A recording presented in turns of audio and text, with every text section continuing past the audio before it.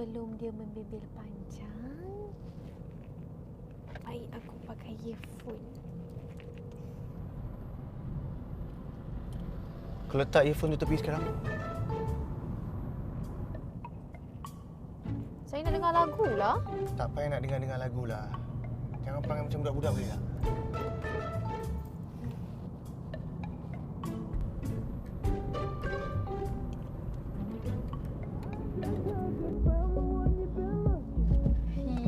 Saya nak dengar lagu lah. Tak payahlah kuat sangat radio tu. Kau pakailah earpiece kau tu.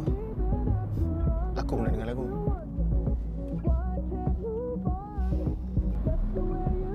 Apa saya cari you tadi? Apa benda ni Alisha? Keluarlah. Ni bilik I tahu tak? Kau malu ke apa masuk bilik lelaki? Nak malu? Nak malu apanya? Bilik ni kan bilik bakal suami I. And one beautiful day, we will be sharing this room together. Apa benda yang you meripik ni ya? Keluarlah Alisha. Rimas lah tengok muka you. Nak manja skip tak boleh. Ma? Ada apa Mama panggil Anim? Duduk sini. Mama nak Anim keluar dengan Abang Amir. Ni, pakai baju ni. Baju ni? Ish. Mama, Anim kan pakai tudung. Kenapa macam ikan duyung je pakai baju ni? Pakai je lah. Abang Amir yang belikan. Dah, lepas tu make up lawa. Ni, ada tudung sekali.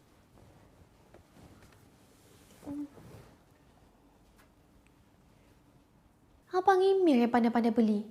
Aku yang kena pakai.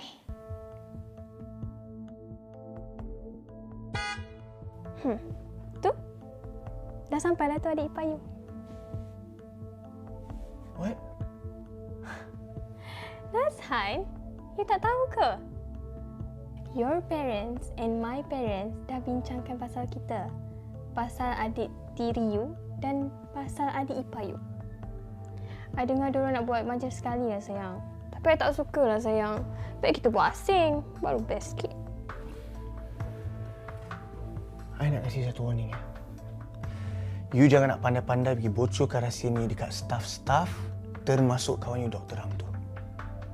Please, this is my private life. Kalau you hormat I, you jangan bagi tahu orang yang Tasnim dengan I ni adik-beradik tiri. Abang harap Anim yang akan jemput abang bila abang pulang nanti. Abang ada hadiah untuk Anim. Khas buat Anim.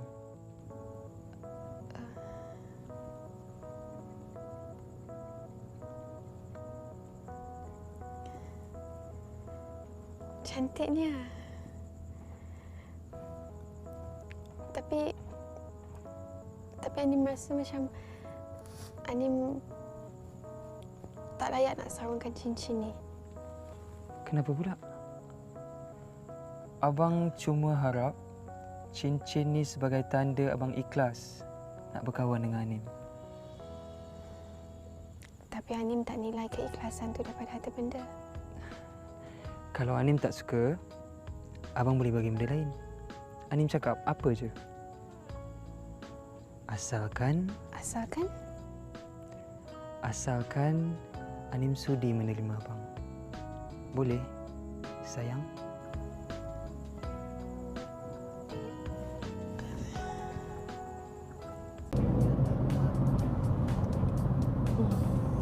Ajak saya keluar tengah-tengah malam ni semata-mata nak beli fast food. Baik saya duduk rumah tidur. Tak patut aku buat macam ni Jadi kalau tak patut sekarang ni aku nak buat apa? Aku tinggal kau tepi jalan boleh? Tak nak. Tak nak kan? Tak nak. Jadi diam.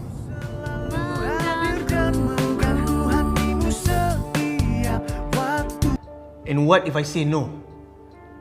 Okay, alright. Kalau Naz tak nak kahwin dengan Lisha, you tuliskan nama-nama perempuan yang ada dalam ingatan you. Now. Pa, why do you keep on asking me to get married? Why? Apa ni bertekak depan rezeki? Tak eloklah. Si Tasnim ni, kenapa Papa tak kahwin? Babe, Kau nampak tak apa aku nampak tu? Kau nampak ke tak apa aku nampak tu? Babe, tu macam... Adam! Babe. Siapa Minah tu? Bukan ke dia shot kat Tasnim? Babe. Siapa gentangan? Babe. Jom ikut. Jom.